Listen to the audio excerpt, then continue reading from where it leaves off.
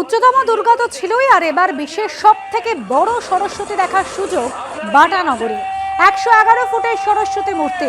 দীর্ঘদিন ধরেই বাটানগরে বাগদেবীর আরাধনা করে আসছে বাটানগর স্কোয়াড এবং ক্রিয়েশন নামে দুটি ক্লাব। তবে বড় পুজোর স্বার্থেই প্রথমবার ক্লাব দুটি যৌথভাবে পুজো করছে।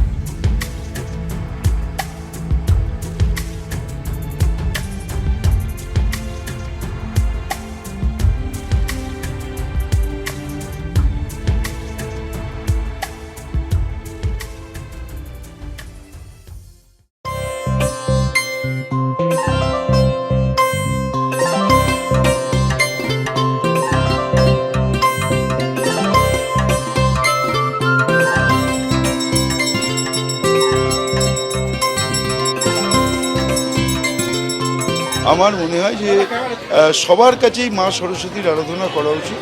শিক্ষার আলো পৌঁছলেই আমরা যে অভিষ্ট লক্ষ্যে পৌঁছতে চাই নিজ নিজ ক্ষেত্রে, যারা চাকরি করেন, যারা ব্যবসা করেন, যারা রাজনীতি করেন, যারা উচ্চপদস্থ আছেন, সবারই শিক্ষার দরকার। আর শিক্ষার দেবী হচ্ছেন মা সরস্বতী। বলে আমাদের প্রত্যেকের জীবনেই শিক্ষা অত্যন্ত গুরুত্বপূর্ণ। সেই শিক্ষার আলোয় যদি সবাই আলোকিত হতে পারে, সেই জন্য আমরা যারা শিখি তারা আমরা সবসময়, আমি সারা বছর ধরেই দুর্গাপুজোও যেমন করি, আমাদের এখানে খুব বড় করে বাইরে আমাদের পুজো হয়, সরস্বতী পুজো হয়।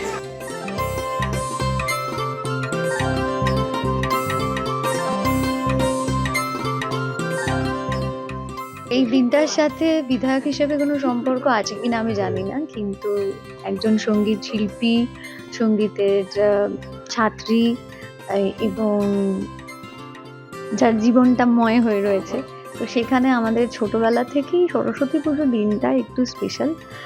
কারণ হচ্ছে ছোটবেলায় সরস্বতী পুজো মানেই হচ্ছে এমন একটা দিন যেদিনকে সমস্ত বই পারলে দিয়ে দেবো, তাহলে আর সারা বছর পড়তে হবে না, একদিনেই সমস্ত পড়া মাথায় ঠাকুর ঢুকিয়ে দেবো। এটা ছিল ছোটবেলার পুজো।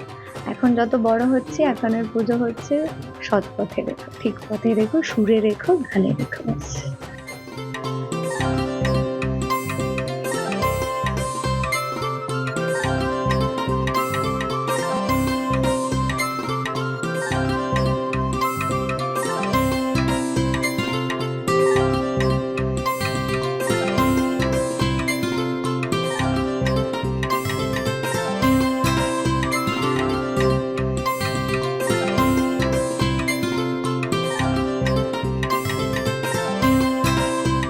সমস্ত পরিকল্পনা যেটা থাকে রিলিনিয়ার রয়েছে, মানে মানুষ পুরো জিনিসটার ইনিশিয়েটিভ, কটা ঠাকুর হবে, ঠাকুরের